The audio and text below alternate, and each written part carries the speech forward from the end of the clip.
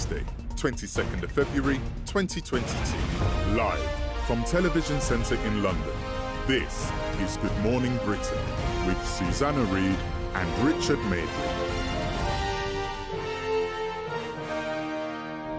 Our main news this morning is that overnight columns of Russian troops and tanks have been seen rolling into Ukraine's breakaway eastern regions. Under the pretense of being a peacekeeping force, Western leaders have condemned the military action. Some have described it as an invasion. They are calling on President Putin to immediately withdraw his forces. The United Nations Security Council has now held an emergency meeting, and right now, as we speak, the Prime Minister is currently chairing an emergency Cobra meeting at Downing Street. We have, as Susanna said, a team of correspondents in all of the key places, ready to report on the developments as and when they happen, in the Ukrainian capital, Kiev, at Downing Street, in Washington and in Moscow, where President Putin gave that order to the military. Julia Chapman is in Moscow for us this morning. Julia, a lot of commentary over here that Putin looked a bit flaky yesterday in that 1 hour rambling and sometimes almost incoherent address. And also that what the cameras couldn't hide was the clear discomfort of the people sitting around him. They didn't look happy. What's the mood there? Is there any sense that despite the orders to go in, which have been obeyed, Putin may not quite have the firm grip on the situation that he's had up till now? Undoubtedly, President Vladimir Putin did look angry when he gave this speech, and earlier in the day at his national security meeting, it appeared that he had to strong-arm one of his foreign intelligence chiefs into agreeing with his position.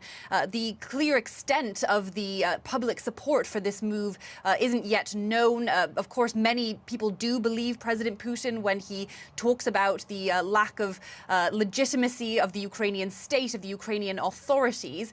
And he has made it very public that he's been trying to end this dispute, this conflict, diplomatically in recent weeks, having these performative displays of diplomacy, inviting foreign leaders like German Chancellor Olaf Scholz and French President Emmanuel Macron for many meetings over the last few weeks, trying to show that he is seeking a diplomatic end, a diplomatic resolution. And here in Russia, many people also see him as a strongman leader who is the protector of Russian culture, Russian values, and therefore, by extension, the Russian-speaking people in eastern Ukraine.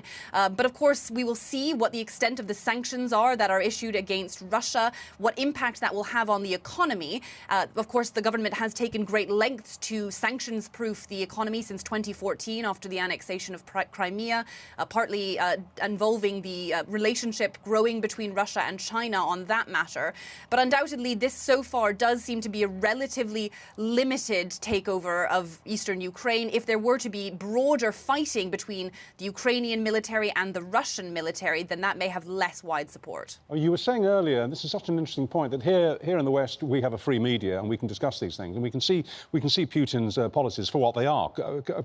Potty, basically. They don't make any sense. But that's not the case in Russia, is it? You're there. Ordinary people are swallowing hook, line and sinker the propaganda that's coming out of state media. Yes, certainly many of them are, because there are no critical voices holding President Vladimir Putin to account. The state media, most of the media here is state-controlled, is really just parroting the lines that they are getting from the Russian government. And they are feeding that then onto the Russian people, who then polling suggests do believe what they are being told. There are exceptions, of course. There are some media outlets trying to break through. The extent of their reach is, of course, severely curtailed by the state here. Undoubtedly, there are many people who are critical of this move, but possibly more would support it. We don't yet know the extent of the support yet. We'll find out in the coming days and weeks. Julia, thank you.